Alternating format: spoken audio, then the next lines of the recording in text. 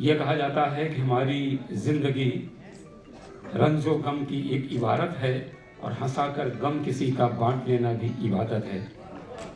तो इबादत का ये काम हमारे भाई सुभाष काबरा बखूबी कर रहे हैं। अपनी कविताओं के माध्यम से, अपने मंच संचरण के माध्यम से सुभाष काबरा ने देश विदेश में बहुत नाम कमाया है। आज वो एक व्यंग्य रचना लेकर के आपके सामने हाजिर हैं और मैं चाहता हूं कि इस रचना में आप उनका साथ दें, उन्हें सुने, उन्हें सराहें। तो आइए सुभाष काबरा का तालियों से स्वागत करें। आप सभी की उपस्थिति को प्रणाम करता हूं।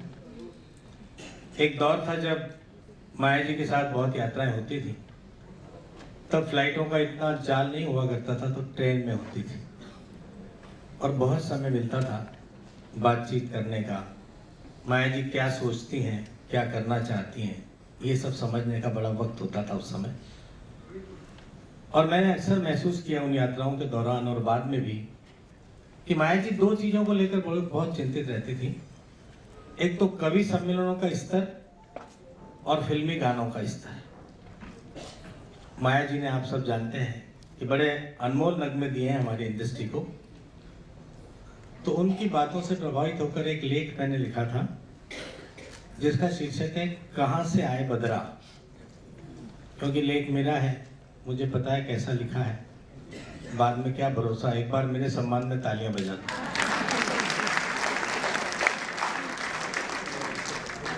मेरे पड़ोस में पक्के राग के कच्चे गायक आकर रहने लगे। मेरे पड़ोस में पक्के राग के कच्चे गायक आकर रहने लगे। अगले रोज उनकी सुबह बड़ी जल्दी हो गई, वो भी एक कच्चे राग के साथ। कहां से आए बदरा, कहां से आए बदरा। ये एक ही लाइन जब उन्होंने 500 बार गाई, ये एक ही लाइन जब उन्होंने 500 बार गाई, तो मैंने सोचा कि ये इनका गृह प्रवेश का कोई शगुन होगा। लेकिन ये प्रोग्राम उन्होंने जब रोज सुबह दोहराना शुरू किया तो उनका ये सवाल मेरे लिए जीने मरने का सवाल बन गया। दुर्भाग्य, मेरा पड़ोसी मुझसे रोज पूछ रहा है कि भैया कहां से आए बदरा, और मैं मूर्ख अज्ञानी उसके एक छोटे से सवाल का जवाब नहीं दे पा रहा। मैंने ठान लिया कि जवाब दूंगा, चाहे जितनी भी मेहनत करनी पड़े। मैंने स्कूल से लेकर कॉलेज तक और किताबों से लेकर गूगल तक में खूब माथा लगाया, लेकिन मुकम्मल जवाब नहीं मिला। कंफ्यूजन बढ़ता ही गया। सब जगह से जवाब अलग अलग मिले और मैं तय ही नहीं कर पाया कि कहां से आए बदरा।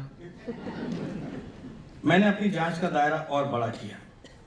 एक सत्ताधारी नेता को पकड़ा और उससे पूछा, ए भाई कहां से आए बदरा।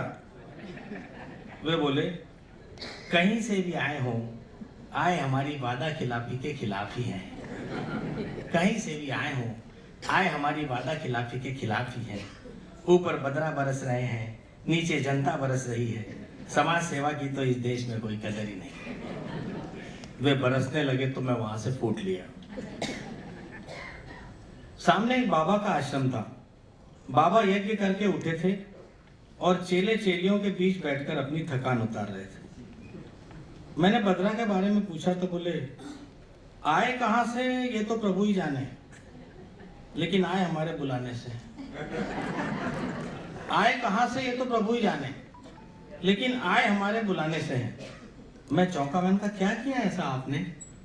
बोले, कुछ नहीं, मेढक मेढकी की शादी करवा दी थी। एक छोटा सा हवन किया तो आना पड़ा बदरा। मुझे विश्वास नहीं हुआ। मैंने पूछा, आपके बुलाने से बदरा कैसे आ सकते हैं। तो वो नाराज हो गए। बोले, मूर्ख, जब हमारे बुलाने से पतिव्रताएं अपने पति को छोड़कर आ सकती हैं। हाँ, ऐसे हौसला बढ़ाते हुए।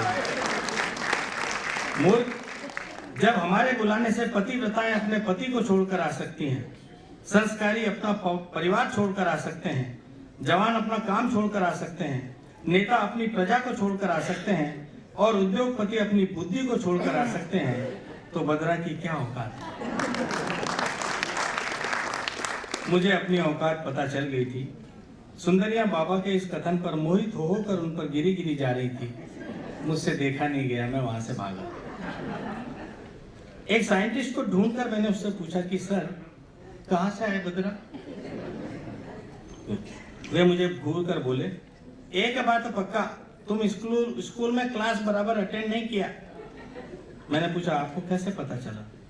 बोले उधर सिखाते, छोटा क्लास में भी सिखाते कि धरती का पानी बाप बनकर उड़ते, स्काई में जाते, पानी बनते, बदरा बनते, फिर बरसते।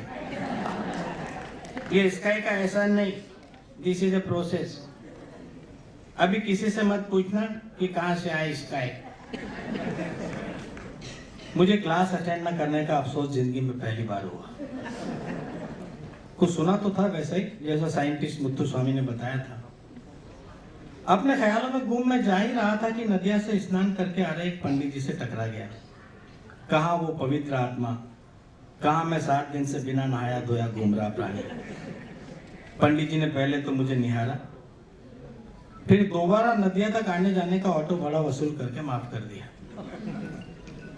मैंने पंडित जी से बद्रा के बारे में पूछा तो बोले ये इंद्र भेजता है। बद्रा इंद्र भेजता है, उसी का डिपार्टमेंट है, स्टॉक रखता है और जिस इलाके पर प्रसन्न होता है वहां भेज देता है। कभी कभी इंसानों के कारनामे देखकर स्वर्ग में भगवान मिलकर रोते हैं, तब भी बिना मौसम बदरा और बारिश इस धरती पर आ जाता है। मुझे तसल्ली नहीं हुई साहब।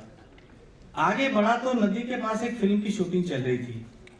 हीरोइन बारिश का सीन करके कुर्सी पर बैठी अपनी जुल्फें झटक रही थी, इसलिए कुछ ज्यादा खूबसूरत लग रही थी।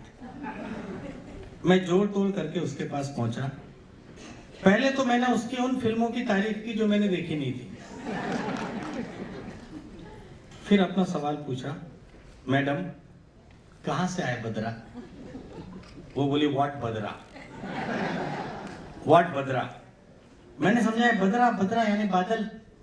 उनका गाना याद दिलाया जो उन्होंने मिनी स्कर्ट पहनकर एक फिल्म में गाया था, बादल काजल आंचल सब तेरे प्यार में पागल। उन्हें याद आ गया। बोली ओ वो बद्रा बादल, वो तो चंदू लाता है, वो तो चंदू लाता है, हमारा सेटिंग एक्सपर्ट। अभी जो सीन मैंने किया उसमें भी जनरेटर और वाटर मशीन लगा के बद्रा चंदू ही लाया था। वेरी नाइस सीन, ये फिल्म हिट हो जाएगी। मैं अपना सर पीटता हुआ वापस घर आया। रास्ते में था तभी पत्नी का फोन आया, जल्दी घर आओ, किचन में बारिश का पानी भर गया है, निकालना पड़ेगा। घर पहुंचा तो पत्नी ने पहले चाय पिलाई, फिर बाल्टी और मग थमा दिया। बोली सुनो जी, आप जैसे भी हो पति हो मेरे, भाग्य है मेरा, लेकिन आपका दुख मुझसे देखा नहीं जाता। 7 दिन हो गए मारे मारे फिर रहे हो, नींद में भी बड़बड़ाते रहते हो, कहां से आए बद्रा? मैंने कहा ठीक कह रही हो डार्लिंग, ये सवाल मेरे जीने मरने का सवाल बन गया है। वो बोली जीने तो मैं वैसे भी चैन से नहीं दूंगी, लेकिन इतनी आसानी से तुम्हें मरने भी नहीं दूंगी। एक सलाह देती हूँ, पड़ोसी से जाकर पूछो ना कहां से आए बद्रा। मैंने कहा यही सवाल तो वो रोज सुबह मुझसे पूछ रहा है, मैं उससे क्या पूछूं? बोली नहीं नहीं नहीं, एक ही लाइन गाता है। गीत तो 15-16 लाइन का होता है ना, शायद अगली लाइन में कोई भेद खुले। बात मुझे जम गई। मैं सीधा पड़ोसी के यहाँ पहुंचा, उसके हाथ जोड़कर बोला भाई मैं पता कर करके हार गया कि कहां से आए बद्रा, तू पूरा गीत गा और बता कहां से आए बद्रा। इतना सुनते ही वो फूट फूट कर रोने लगा।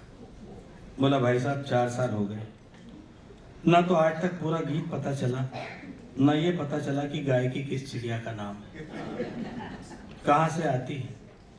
इस चक्कर में 16 मकान बदल चुका हूं, ये 17वां पड़ोस आपका है। मैंने उसे प्यार से समझाया कि देख बेटा, दुनिया में गायकी और बद्रा ही सब कुछ नहीं है, तू अभी जवान है, छोड़ गायकी और छोड़ बद्रा, कुछ और ढूंढ, मेरा आशीर्वाद तेरे साथ है। पड़ोसी शांत हो गया, मैं भी शांत होकर घर लौटा, नहाया धोया, सेव बनाई, खाना खाया और सो गया। सुबह सुबह पत्नी ने मुझे उठाया, कहा आप कल पड़ोसी को क्या समझा कर आए थे? मैंने कहा क्या हुआ? बोले उसने गाना बदल दिया है, सुनो, जाकर सुनो। मैंने बालकनी में जाकर सुना, पड़ोसी गा रहा था।